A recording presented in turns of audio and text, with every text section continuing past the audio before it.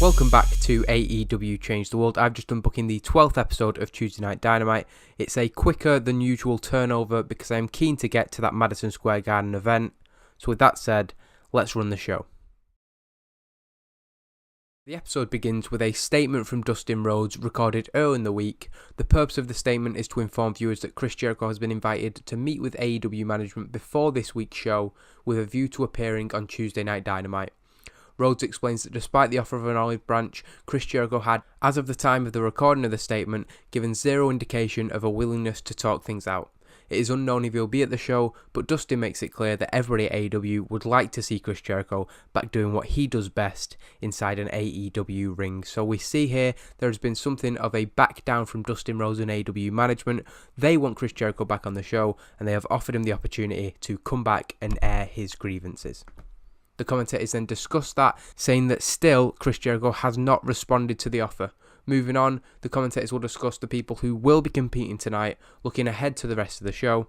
Tenille Dashwood will go one-on-one with Tessa Blanchard, while Cody Rhodes will look to beat his elite teammate Matt Jackson. If Cody can win that match, he'll be confirmed to face Kenny Omega for the AEW Men's World Championship at Madison Square Garden. We then get an interview with Cody, who has arrived at the building earlier today. He was alone ahead of his huge match with Matt Jackson. Cody puts over the match as one of the biggest of his career, saying that facing one of his best friends makes it all the more significant. He adds that he has to put his issues and his personal feelings aside tonight because the Elite standing together one-on-one in the main event of AEW at MSG means so much to him. As he says this, his protege MJF walks in. MJF wishes Cody luck ahead of his match, saying that it's great to see his best friend doing so well. Shortly after that, Cody's longtime friend Shawn Spears arrives, making his first appearance in AEW. He's dressed in a suit and he shakes hands with Cody. Cody tells Shawn it's great to see him before ending the interview to walk off with his friends. Shawn Spears debuts his perfectionist gimmick, a clear play on the Perfect 10. I didn't actually set that, so I think that was just automatically set. Gets a very good rating. MJF was bad at improvising, but the other two did well. Darby Allin then walks to the ring ahead of his match with Matt Cross in the opener. He's joined by Priscilla Kelly and Jimmy Havoc. However, before he enters the ring, Allin looks to the two people who walk to the back, Allin making it clear that he wants to face Matt Cross and he wants to face him alone. The first match of the night sees Darby Allin go one-on-one with Matt Cross, a decent wrestling but we've not built any heat yet. Darby Allin defeating Matt Cross in 11 minutes and 48 with a coffin drop, a 50 for Darby Allin, a 56 for Matt Cross, a C-54, which is a good opening match. A huge win for Darby Allin. Matt Cross has been doing very well since coming to AEW, but Allin picking up what could be a momentum gathering victory for him going forward. After the match, Darby Allin stands tall in the ring. He's happy with his victory. Doesn't really show it because he's that dark, broody type character. Nonetheless, it's just to show that he picked up a significant victory. We then get Don Callis and Excalibur discussing the victory before leading that into a video package similar to last week's, which shows some of the most exciting in-ring moments from Tuesday Night Dynamite so far. It features Darby Allin, Matt Cross, Angelico and Joey Janela to name just a few. When the video package comes to an end, it's confirmed that at AEW at MSG, the first ever AEW Junior Heavyweight Champion will be crowned. We then get a sit-down interview, again recorded early in the week, with Matt Jackson. He's talking about the main event match with Cody. Matt Jackson explains his decision to challenge Cody to a match, saying that they're still friends, but he thinks Cody needs to remember that nobody is bigger than the Elite and nobody is bigger than AEW. He says that Cody seems to think that AEW is his brainchild and his company and he's in control, but he wants to remind him that the first seed of this company came from a meeting between Tony Khan and Matt Jackson. Matt doesn't disagree that Cody is a world championship level contender, but he wants to remind him that in AEW, he will never have to stop proving himself. We then go into the second match of the night, another women's tag team match, subpar wrestling and little heat. Despite that, Ivelisse Velez and Mercedes Martinez didn't do too bad. They pick up the victory against Gibbs and Katrina. Ivelisse Velez beating the weak link in the match, Sadie Gibbs, with a guillotine elevated DDT, a D44, not too bad. Following the match, as the victors stand tall, Bea Priestley and Nyla Rose come out from the back. A little face-off between two of the top contenders to the Women's Tag Team Championships.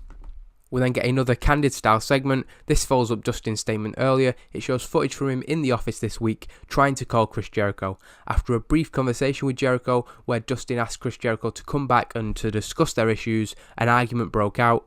when Chris Jericho hung up on Dustin Rhodes. Dustin tried to call him back, this time getting no answer. Dustin leaves a message for Chris Jericho, inviting him to have his say on Tuesday Night Dynamite and to come back to the company. The third match of the evening, ending the first hour, a 47D rating. It got the crowd buzzing, so that's good. A poor match apparently. Tenille Dashwood drawing with Tessa Blanchard in a 15-minute time limit. This continues their story. It's a decent match. We're definitely getting better performances from Tessa Blanchard recently, so that's good, but we still do want to be getting up to that next level. At least in the 50s is what we want. Hopefully we can get that. With that reaching the time limit, that ends the first hour. The commentator's putting over that the reaction, the spills to that, will have to take place in the second hour of the show.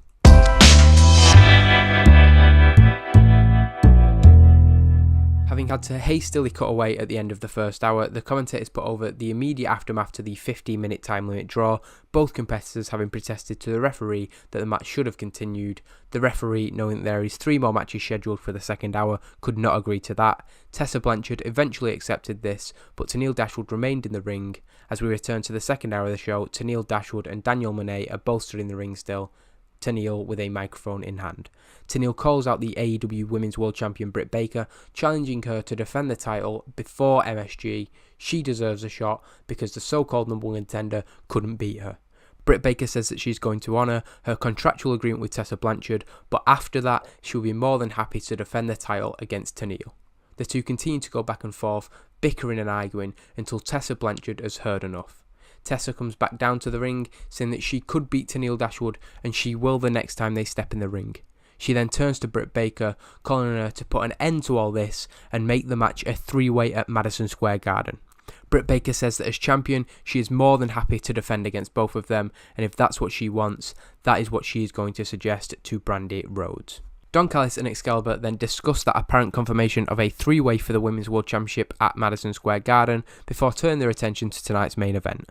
They head over to CCTV-style looks into the 2 locker rooms in the building. Cody Rhodes is seen preparing for his match with Shawn Spears and MJF around him. Via split screen, we see that Matt Jackson is talking to Nick Jackson and Kenny Omega. Don Callis suggesting that it's almost as if Cody has been cast out by the rest of the Elite. Excalibur saying that Cody has put himself in this position, and if anything happens, he only has himself to blame. We then get an interview with Angelico, who is talking about the announcement of a junior heavyweight championship going to All Elite Wrestling.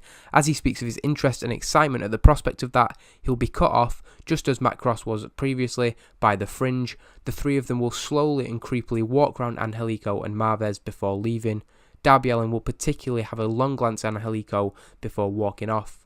This will cause Angelico to shake his head, confused at what's just happened, ending the interview. We then get the 4th match of the night, the Best Friends defeating Joey Ryan and Sonny Kiss, a newly formed tag team brought together by their victimization at the hands of Pac. They lose in 7 minutes and 44, Trent pinning Sonny Kiss by pinfall with a running single leg high knee strike. That's a mouthful. A 53 and a 53 for Trent and Chuck Taylor on similar levels, in the 40s for their opponents, a 54 C- rating. Following the match, as the Best Friends celebrate their win, they quickly get out of the way as Pac comes out from the back. He's seemingly making a beeline for his recent rivals, Sonny Kiss and Joey Ryan. However, before Pac can do anything, Dustin Rhodes will run out, confronting him, telling him to stop in his tracks. He can't keep doing this. Pac will then redirect his ire towards Dustin Rhodes, telling him that he knows what Dustin's game is. He's just another elitist prick brought in to maintain order, and he sees right through it. He blames him for Chris Jericho not being here and asks him if he wants the same from Pac. Pac says that he and Chris have been around long enough to spot bullshit. Dustin cuts him off and gives it back to Pac, telling him to watch his mouth, and he is pushed for his troubles. Pac then storms off back up the ramp, telling Dustin to be careful what he wishes for. A threat from Pac there that he may do just the same as Chris Jericho and walk out on the company. We then get an interview with Matt Jackson by Alex Marvez, who should be on screen. He is joined by Kenny Omega and his brother Nick Jackson. Before Matt puts over the match, he comments on Pac's actions, condemning them before moving on to what he has to focus on tonight. He says it's all about his match with Cody, and he's going to prove that being a tag team wrestler has no impact on whether he can get it done in the ring. When Matt has said his piece, Kenny Omega puts in his 2 cents, saying that if Shawn Spears and MJF are going to be at ringside tonight, then so would Nick and him. A video package then plays, serving to confirm the Lucha Bros defending their AEW World Tag Team Championships against the Handsome Devils, Marty Scurll and Hangman Page at AEW's Madison Square Garden show. The package features footage from the 2 matches from the 2 last weeks, showing Marty Scurll's victory over Rey Fenix and Hangman Page's defeat to Pentagon. We'll see at MSG which team will reign supreme. We then get a 5th match of the night, somebody who hasn't been seen that much recently, Madison Eagles defeating Penelope Ford in 4 minutes and 5 seconds with a heaven sent, a 67, an excellent rating for Madison Eagles there, who clearly should be in the main event of our women's side of the roster. Penelope Ford getting a 34, perfectly acceptable, a D plus 52 rating. After the match, Madison Eagles stands tall in the ring. This just gives the commentators the opportunity to put over the fact that she isn't particularly happy with her position in the company at the moment, but she keeps getting it done in the ring. Directly out of that, we get an announcement from Brandy Rhodes on the screen for AEW at MSG, responding to the concerns of Madison Eagles in recent weeks. Rhodes confirms that at the huge show, Madison Eagles will feature, and she will face the debuting Hikaru Shida. Just before the main event, we get a quick video package just showing what Cody and Matt have been up to tonight. We get the interview from earlier from both of them, Matt's sit-down interview, Sean Spears and MJF being here, and the fact that Kenny Omega and Nick Jackson will join Matt at ringside. Into that main event, as we say, it is a very, very busy match, all the guys at ringside, but nobody really gets involved. In 14 minutes and 24, Cody is able to pick up the victory over Matt Jackson with a crossroads. The 2 didn't click, which is unfortunate. It gets a 62. It should and would have been much better. A 58 and a 57, not very good performances there. Nonetheless, Cody picks up the victory. He will face Kenny Omega at Madison Square Garden.